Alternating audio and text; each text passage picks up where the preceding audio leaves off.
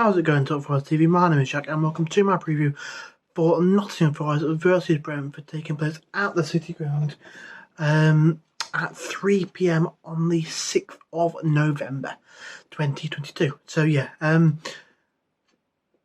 this is one that you look at and you think winnable fixture. Brentford are quite an up and down side, to be honest with you.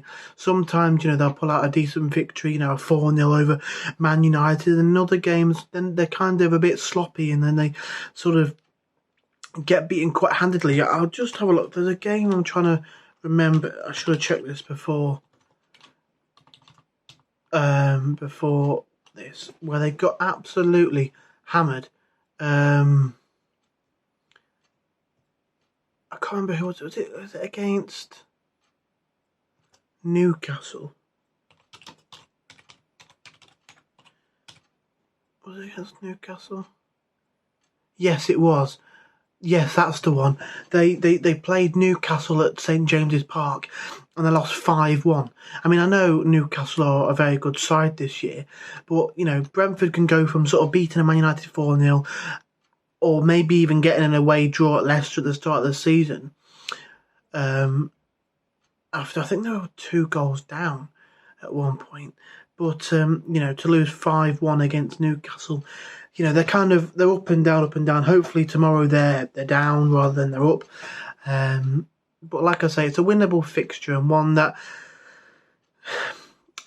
you need to win these types of home games if you want to stay in the Premier League. And then these are probably the games where we go and lose, winnable fixtures.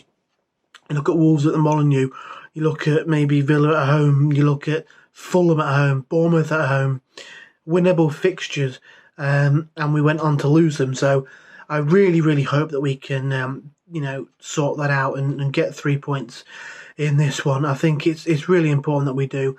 I think in these next 2 league games ahead of the World Cup, I think if we get 4 points from those 2, I'll be happy. I think 3 points has to be a minimum. Crystal Palace and Brentford both at home. Both teams that are kind of up and down. Teams that on their day can win football games and play really, really well with some really good players. You look at Ivan Toney for Brentford, and Wermo. Is it Damsgaard? They've got a good side there. Bournemouth Brentford, and then if you look at sort of Palace, who we've got at home next, obviously they've got some incredible players in Zaha, Elise, Edouard, Eze. They've got such an exciting young side, Crystal Palace. So we're going to have our wits about us. But I do look at those 2 games and think 4 points is probably a fair amount of points to demand from those 2 games. And I think if we get 4 points, you can count it as a success. Obviously, we want 3, and 3 will be the target. But if we get 4, maybe a win against Brentford and a draw against Palace or vice versa, I don't think we can grumble too much at that. But obviously, we want to get 6 points. We want 6 from 6 over those 2 games. We want to try and win every single game that we're in. Obviously, sometimes that doesn't quite come to fruition, as we saw last Sunday. But I'm really hoping that this weekend we can be sat there, maybe still bottom of the table, but with 3 extra points in the bag. I think it's really important that we do that. Hopefully, it's the team that turned up against Liverpool rather than the team that turned up against Arsenal for us. I feel like being at home is a bit more of an advantage to us. Away from home, sort of on the road, I think we've only got 2 points all season, a draw against Everton and a draw against Brighton. Whereas at home, what have we got? Is it 7 points? So we are definitely stronger at home. So hopefully we're able to, get another 3 points and build positively on the last home game where we obviously beat Liverpool. But yeah, it's not going to be straightforward, like I say. Brentford are a good side with good players, but I've got a feeling that we're back at the City Ground in front of our home fans.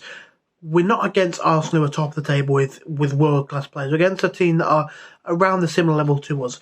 If we can stay compact at the back, resolute and defensively strong, and then look to try and attack in the motions that we did against Liverpool, try and, get Gibbs White and Lingard involved, get some of the, maybe a Schenko Kouyaté burst from midfield as we saw once or twice against Liverpool, get a Freud on the ball, moving it from left to right, from right to left, receiving the ball and playing it across kind of thing, keeping things moving, then we could be okay in this one.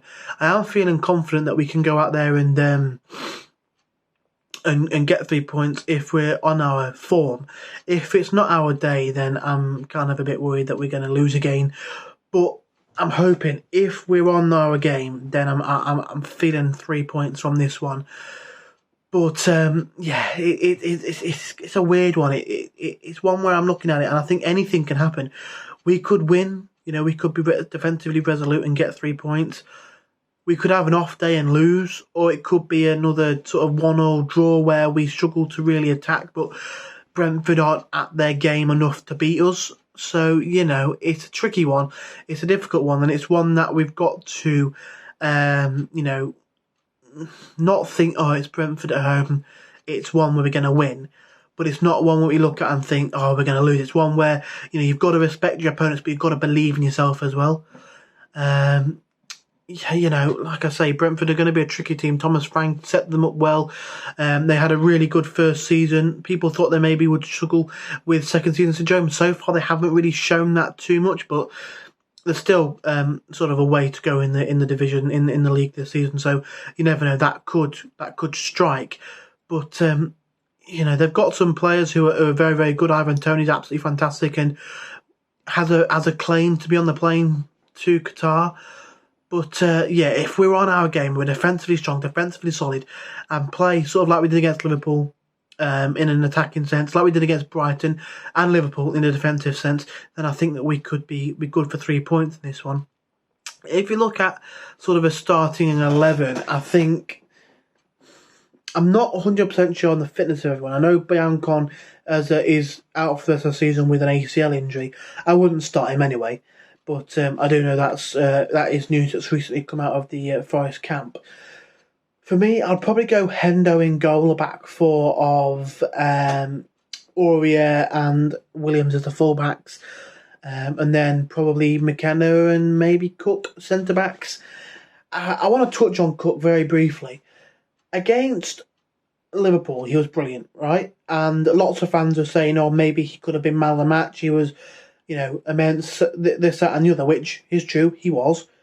But then we lost against Arsenal, and then everyone's giving him loads of stick again. In the games sort of before the Liverpool match, when we were on that poor run of form, lots of people were kind of saying he's not good enough for the league. And I was kind of under that opinion myself. He's not good enough for the league, this, that and the other. He's too slow, he's lost it, he's passed it. And then, we have that game against Liverpool and he gets a lot of praise. And lots of people say that, they apologise and say maybe he is good and singing his praises.